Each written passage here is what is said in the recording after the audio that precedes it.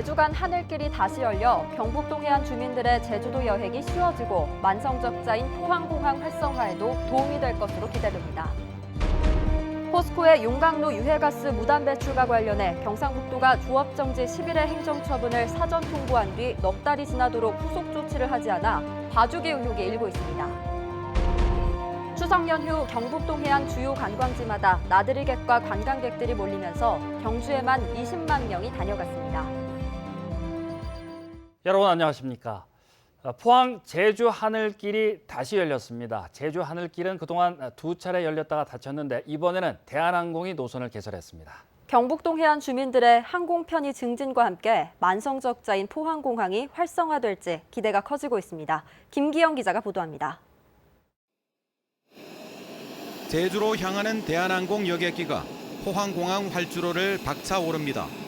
130석 규모의 A220 중형 기종으로 제주 출발은 오전 11시 35분, 포항 출발은 오후 1시 15분으로 하루 1회 왕복 운항합니다. 제주에서 도착하는 첫 승객이나 포항에서 제주로 향하는 여행객 모두 가까운 공항 덕에 만면 희색입니다. 만약에 포항에 이게 없었으면 사실 쉽진 않았을 것 같아요. 저한테는 아이들 데리고 다른 지역까지 가서 간다는 게 저한테는 굉장히 부담스러운 일이라서. 첫 운항편은 만석, 9월 말까지 예매율은 80%를 웃돕니다. 포항공항의 강점은 지리적 위치. 대구공항이나 김해공항을 이용하면서 연간 30억 원으로 추산되는 포항 시민의 불필요한 지불 비용도 절감할 수 있고 무엇보다 주차료가 없습니다.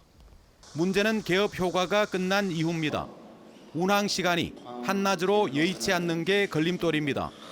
더구나 지난해 117억 원의 적자에서 보듯 포항공항은 대표적인 만성 적자 공항입니다. 이번 제주 노선 취항을 계기로 추가 노선 개발이 과제입니다. 저가 항공사도 유치를 해서 우리 노선을 좀 더 다양화하고 단거리 국제 노선까지도 앞으로 염두에 두고 해나가면은 포항공항이 충분히. 경상북도도 대구와 김해공항에 대항해 경쟁력을 높이는 대책을 구체화할 계획입니다. 지역 산업이나 지역 관광 활성화를 위해서는 공항 접근성이 가장 중요하다고 할 수 있습니다. 저희들이 그 포항 공항 활성화를 위해서 연구 용역을 바탕으로 김포 노선도 하루 1회로 줄고 제주 노선은 아시아나 항공이 2014년, 에어포항은 지난해 12월 폐쇄하는 등 악순환을 막는 세심한 전략이 필요합니다. MBC 뉴스 김기영입니다. 영덕 오징어 가공업체에서 숨진 외국인 근로노동자 4명이 흡입한 가스는 황화수소와 암모니아로 확인된 가운데 업체 대표에 대해 내일쯤 구속영장이 신청될 것으로 보입니다. 영덕경찰서는 국립과학수사연구원의 지하 탱크 현장 감식에서 이 같은 가스 일부가 검출됐고 태국인 3명에 대한 부검에서도 가스 흡입에 의한 질식사라는 소견이 나왔다고 밝혔습니다. 경찰은 업체 대표 54살 A씨가 작업 당시 현장에 있었지만 사전 가스 검사와 안전장구 착용 등을 지시하지 않았다며 고용노동청과 협의해 업무상 과실치사와 산업안전보건법 위반 혐의로 내일쯤 구속영장을 신청하기로 했습니다. 제철소 고루 유해가스 무단 배출 사건에 대해 환경부가 최근 규제 강화를 조건으로 가스 배출을 허용하기로 하는 이른바 향후 개선 대책을 발표했습니다. 경상북도는 그동안 이 환경부 발표를 지켜본 뒤 포스코의 기존 위반 사항에 대해 행정처분하겠다고 밝혀왔는데요. 그런데 발표 이후에도 경상북도가 여전히 처분 결정을 차일피일 미루고 있어 봐주기 의혹을 사고 있습니다. 장성훈 기자입니다. 경상북도가 고로가스를 무단 배출했다며 포항제철소에 조업정지 10일의 행정처분을 사전 통보한 건 지난 5월. 하지만 넉 달째인 지금까지도 실제 행정처분을 내리지 않고 있습니다. 환경부 민간협의체의 논의 결과를 지켜보고 결정하겠다며 지금껏 미뤄온 겁니다. 심지어 환경부 발표 이후에도 일주일이 넘도록 포스코를 상대로 한 청문 일정조차 정하지 않고 있습니다. 그러면서 다른 자치단체와 또 권한도 없는 환경부와 조율 중이라면서도 정작 논의가 왜 필요한지에 대해선 답변을 피했습니다. 전남하고 경북하고 충남하고 지금 계속 회의를 하고 있다고. 지금 환경부하고 계속 조율을 하고 있지 않습니까? 뭐 때문에 논의를 계속하는 겁니까? 그 내주 끝나고 나면 어차피 저희들도 뭐 할 겁니다. 지금 언론에는 저희들 대응을 안 하고 있거든, 그 관계는요. 하지만 환경부는 행정처분 권한은 경상북도에 있다며 최근의 환경부 발표 내용이 기존 위반 사항에 대한 행정처분과는 별개 사안이라는 점을 분명히 했습니다. 논의하는 사안이 아니죠. 권한을 시도지사가 가지고 있는데, 그렇죠. 그 환경부랑 협의한다는 의미가 어떤 의미인지 잘 모르겠어요. 특히 경상북도는 당진 현대제철과 포스코 광양제철을 감독하는 충청남도와 전라남도와 비교해도 행정처분에서 미온적입니다. 충청남도는 이미 조업정지 10일에 행정처분을 내렸고 전라남도도 청문 절차를 마치고 조만간 최종 결정을 내릴 예정인데 반해 경상북도는 아직 청문 일정조차 확정하지 못했습니다. 또 경상북도는 지난달 초 포스코에 유리한 법 개정 건의안을 환경부에 직접 전달해 감독기관이 포스코 대변인을 자처한다는 의혹을 받기도 했습니다. 환경단체들은 기존 위법 행위에 대해 책임을 묻는 것은 당연한데도 유독 경상북도만 포스코에 면죄부를 주려는 것 아니냐며 법과 원칙에 따른 행정처분을 촉구했습니다. 시민의 건강 때문에 환경 문제가 이렇게 대두됐는데 왜 기업의 편을 들어서 자꾸 그런 사정을 봐주려고 행정처분 유예 얘기가 나오고 늑장 행정에다 나아가 봐주기 아니냐는 의혹 속에 경상북도가 포스코에 어떤 행정처분을 내릴지 끝까지 지켜볼 일입니다. MBC 뉴스 장성훈입니다. 추석 연휴 4일 동안 경주 사적지를 찾은 관광객을 분석한 결과 추석날이 가장 많은 것으로 나타나 이에 걸맞는 공연 등의 프로그램 확대가 필요하다는 지적입니다.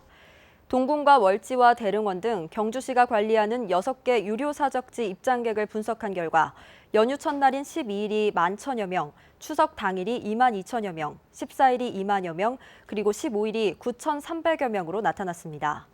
상황이 이런데도 국립경주박물관은 추석 당일 휴관을 했고 경주시도 추석보다 그 다음 날 행사를 가장 많이 열고 있어 추석 당일 관광객 수용 대책이 필요하다는 지적입니다. 오는 12월 포항 영일만항과 러시아 블라디보스토크 간 크루즈선 시범 운항을 앞두고 이달부터 여행 상품 판매가 시작될 전망입니다. 경상북도는 경북 동해안 5개 시군과 안동, 대구를 연계하고 해양수산부와 국제선사, 국내 여행사 등의 홍보를 강화하고 있습니다. 현대아사는 1,400명이 탑승하는 5만 톤급 크루즈선을 시범 운항해 영일만항의 크루즈 관광객 유치와 국제항으로서 가능성을 타진해 볼 예정입니다. 고속도로 요금소 수납원 250여 명이 8일째 김천에 있는 한국도로공사 본사 농성을 이어가고 있습니다. 직접 고용을 요구하는 노조원에 그럴 수 없다는 회사 주장이 팽팽히 맞서서 의견차를 좁히지 못하고 있습니다. 한태영 기자가 보도합니다. 한국도로공사 본사 1층에는 경찰의 통제 속에 요금소 수납원 250여 명이 농성을 이어가고 있습니다. 지난 9일부터 시작된 농성은 오늘로 8일째입니다.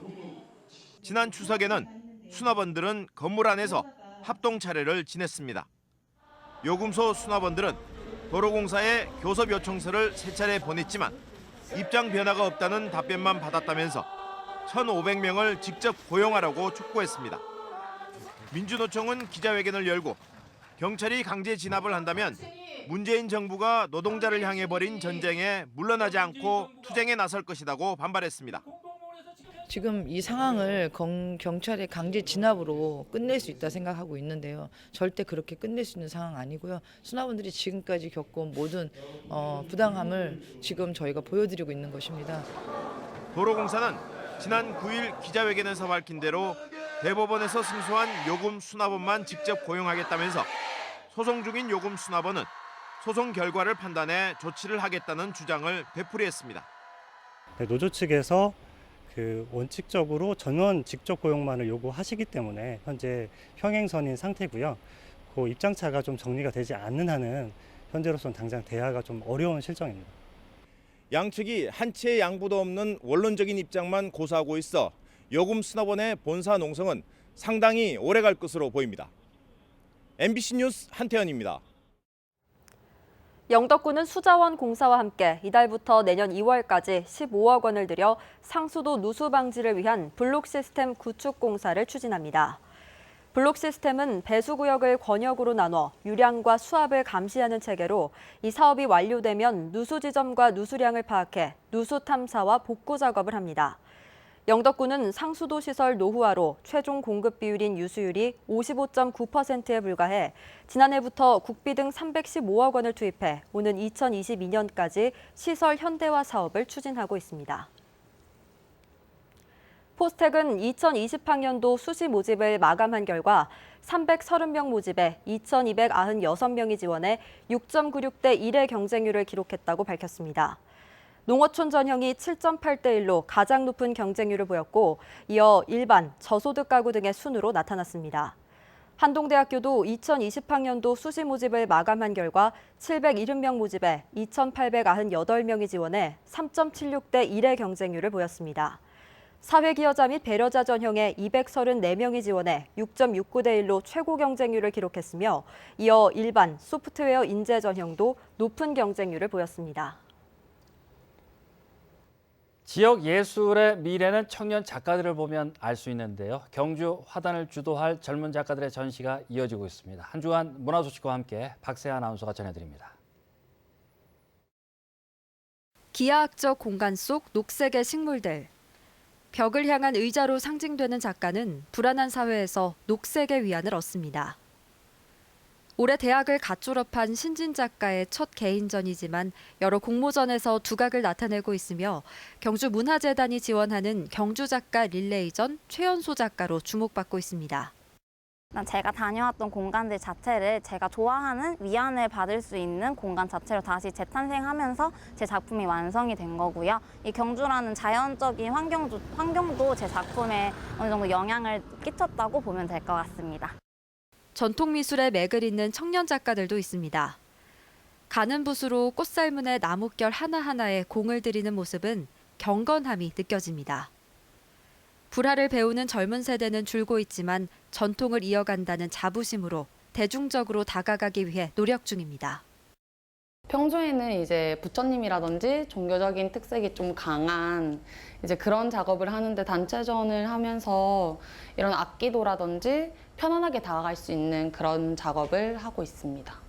다양한 장르의 경주 출신 젊은 작가들이 모인 경주 청년작가 회원들은 2002년부터 정기 회원전을 개최하고 있으며 제18회 회원전을 앞두고 있습니다. 이어서 이번 주 문화 소식입니다. 제5회 영일만 사진연구소 회원전이 포항문화예술회관에서 열리고 포항호텔 아트페스티벌이 포항 라한호텔과 영일대 장위원에서 제1회 울진 인권문화제에서 울진 연호정, 제4회 청소년 협주곡의 밤이 경주 예술의 전당 화랑홀에서 공연됩니다. MBC 뉴스 박세아입니다. 불량 석유 판매 주유소가 매년 증가하는 가운데 경북 지역은 전국에서 4번째로 불량 석유 판매가 많은 것으로 나타났습니다. 국회 산업통상자원중소벤처기업위 이용주 의원이 한국석유관리원으로부터 제출받은 자료에 따르면 최근 5년간 품질 부적합 석유를 판매해 적발된 주유소는 1,392곳에 이르며 올해만 212곳이 적발돼 해마다 증가하고 있습니다. 지역별로는 경기도가 393곳으로 가장 많았고 경북은 111곳으로 충남과 경남에 의해 4번째로 위반 주유소가 많았습니다. 낮과 밤의 일교차가 큰 가을 날씨가 이어지고 있는데요. 내일도 큰 일교차에 주의하셔야겠습니다. 오늘 오후부터 동풍이 세지면서 내일까지 바람이 강하게 불겠습니다. 안수진 기상캐스터입니다. 어느새 높아진 파란 하늘에 가을이 성큼 다가왔다는 걸 실감하는데요.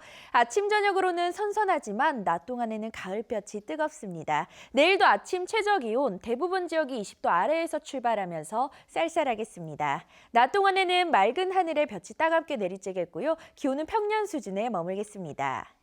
낮과 밤의 온도차가 확연히 다르기 때문에 외출하실 때는 가벼운 외투 챙기셔서 체온 조절해 주시는 게 좋겠습니다. 늦은 오후부터는 동해 남부 먼바다에 바람이 거세게 불고 풍랑특보도 예상이 됩니다. 자세한 내일 날씨 알아보겠습니다. 내일 맑은 하늘이 펼쳐지겠습니다. 아침 기온 17도에서 21도, 낮 기온은 25도에서 26도입니다. 울릉도와 독도의 하늘 표정도 맑겠습니다. 아침 기온 울릉도 18도, 독도 21도, 낮 기온은 울릉도와 독도 24도입니다. 동해상으로는 대체로 구름 많이 지나겠고 바다의 물결 동해 중부 해상에서 최고 2.5m, 동해 남부 해상에서 최고 4m까지 높게 일겠습니다. 당분간 청명한 가을 하늘 아래 낮과 밤의 일교차가 크게 벌어지는 전형적인 가을 날씨가 이어지겠습니다. 날씨였습니다. 경주시는 오는 23일부터 100일 동안 2019년산 공공비축미를 매입합니다. 비축미 매입 품종은 삼광이며 매입량은 산물벼 8만 5천 포대, 건조벼 5만 3,750포대며 읍면동별 배정 물량은 오는 20일까지 확정됩니다. 경주시는 비축미 매입 당일 중간 정산금을 지급하고 매입 가격은 12월 말 최종 결정할 예정입니다. 경상북도는 소나무 재선충병 방제를 위해 국비 예산 70억 원을 추가로 확보해 예방 사업에 투입합니다. 산림청의 추가 방제비 39억 원, 산림재해 대책비 31억 원의 국비에다 지방비 53억 원을 합쳐 총 123억 원으로 피해 고사목 방제와 나무주사 등의 사업을 펴니다. 소나무 재선충병은 우리나라에서는 1988년 부산 금정산에서 최초로 발견됐고 경북에서는 2001년 구미에서 처음 발견돼 현재 18개 시군에서 피해가 발생했습니다.